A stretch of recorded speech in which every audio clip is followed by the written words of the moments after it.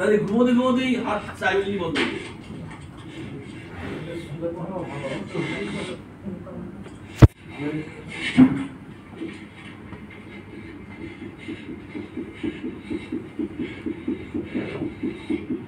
Heart অ্যাটাকটা কি ভোরের দিকে বেশি?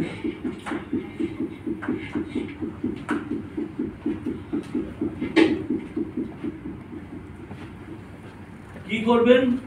এইভাবে বসিয়ে রাখবেন, কিচ্ছু খাওয়াবেন না, তাড়াতাড়ি হসপিটালে নিয়ে যাবেন।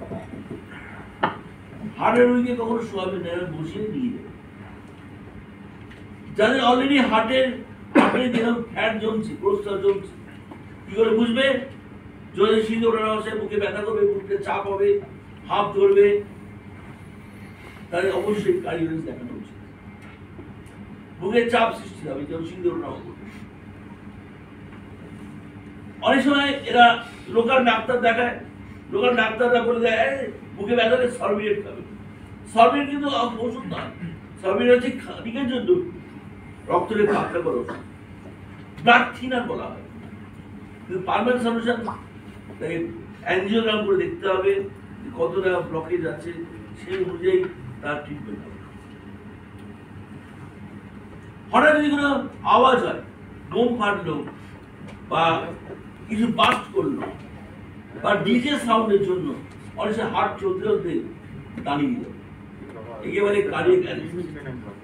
সঙ্গে সঙ্গে আপনাকে বিএলএস দিতে হবে, কার্ডিয়াক কম্প্রেশন দিয়ে হার্টটাকে চালু করতে হবে। এবার চলে আসি ছোটখাটো প্রবলেম। যারা ডাস্ট নিয়ে কাজ করে, সর্দি কাশি ভোগে, উইন্ডপাইপ ন্যারো হয়ে যায়। এটা হচ্ছে অরিজিনাল উইন্ডপাইপ ন্যারো হয়ে গেছে, এর যদি হাওয়া চলাচল করতে বাধাপ্রাপ্ত হবে, তখন একে অ্যাসিড ইনহেলার দেওয়া হবে। ইনহেলার গ্যাসটা গিয়ে উইন্ডপাইপ নিয়ে বড় করবে, আবার নরমাল করবে। তাই অ্যাজমা একবার যদি হয়ে যায় সারা জীবন থেকে ভোগাবে।